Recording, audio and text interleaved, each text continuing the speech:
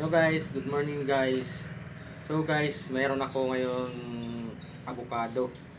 2 piraso guys. Napanood ko sa Facebook guys. Yung buto raw ng avocado. May laman pa raw yung loob.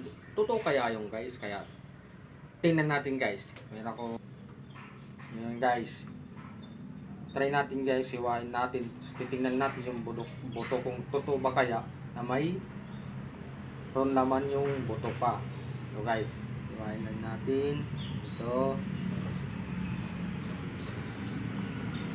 So napanood ko yan sa Facebook guys. Totoo kaya na may guys, so laman pa yung buto. Ano ko kasi guys yung buto niya. So ayan guys, so hiwain na kaya natin guys. Yan matigas.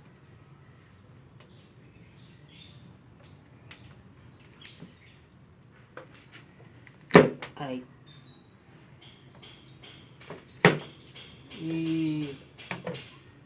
Parang matigas din guys. So hindi, wala namang katulad nito.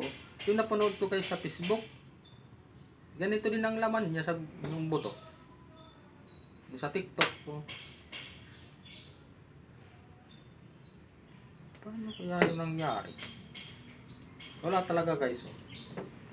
Ito kaya guys yung isa. Subukan natin yung hindi masyadong hinog.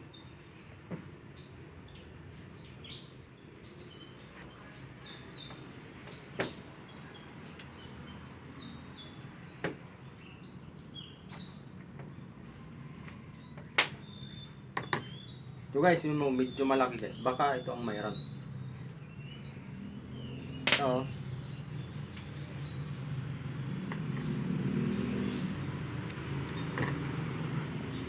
Yung napanood ko guys, ganito talaga yung kulay ng loob niya sa buto. Yung avocado nila. Parang ito, wala nang, puro matigas naman to guys. So paano kaya yung nangyari sa kanila? Itingnan pa natin guys itong isa guys. Kung mayroon talaga. Ay, kabayo.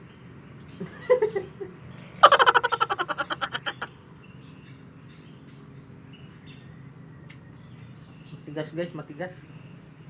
Dos pa. Tingnan natin.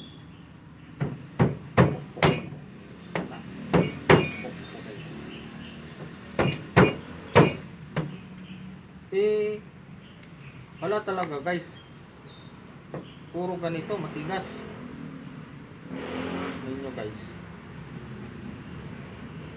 Kaya ang ibig sabihin sa kanila na mayroong tutulad ito na laman. Ito wala. Magkaiba kaya ang avocado sa kanila sa avocado sa atin guys. Yung napanood ko sa TikTok, ganito. Laman din sa loob. Iniiwan niya yung buto. Ganito din ang laman. Kaya naingganyo din ako tingnan kung mayroon talaga. Eh wala naman guys. So, wala talaga guys.